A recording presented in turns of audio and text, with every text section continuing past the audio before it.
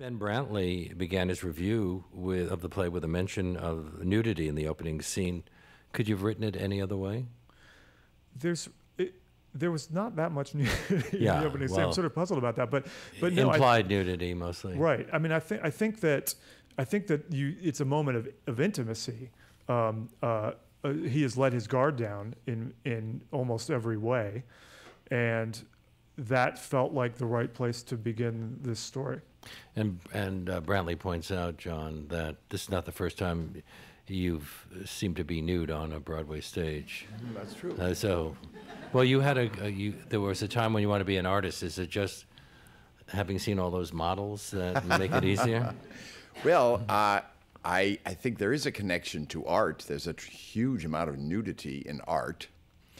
And in terms of the art of theater and film and television, I've been nude in all those media.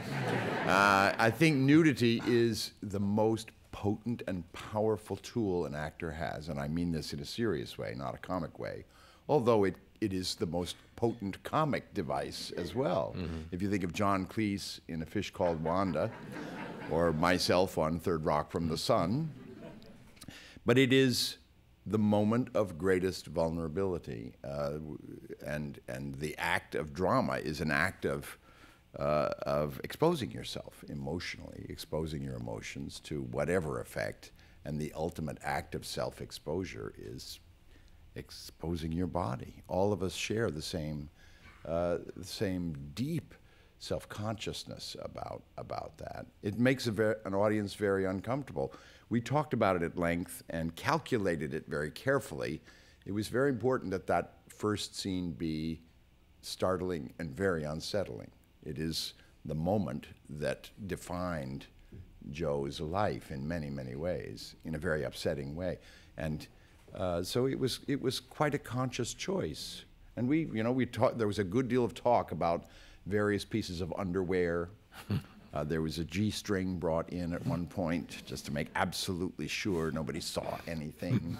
And at a certain point I said, no, I should just be completely naked, and the audience should know that I'm naked even though they don't see me naked. I'm naked under that sheet, and they know how vulnerable he is. Now, Stephen, I heard that David also wrote a nude scene for Halberstam, but that didn't happen. Not on stage, at least. No, I will say though, it's interesting to put the two comments together. That David's saying there isn't actually that much nudity in the play, and John said the experience of working on the play and from the first rehearsal, John is such an incredibly vulnerable actor and goes to that place immediately.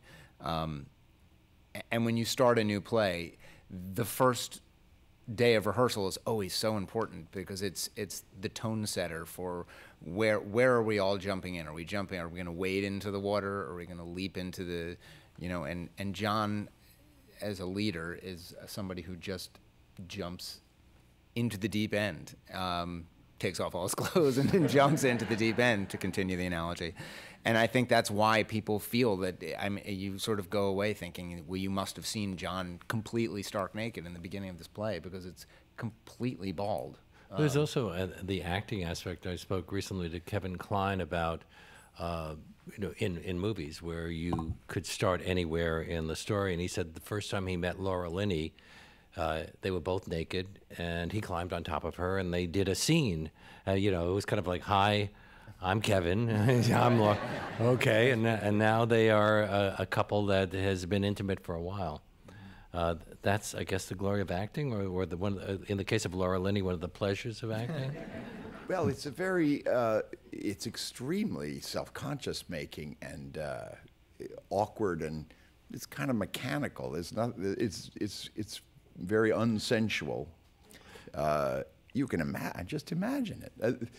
My corresponding story to Kevin's is the opening scene in my 12-episode season of Dexter, in which oh my God, they love killers here. That was the first time I'd met this 21-year-old girl, and we were stark naked in a bathtub, with me slicing the femoral artery in her thigh. It was an interest. That's called meeting cute, I guess.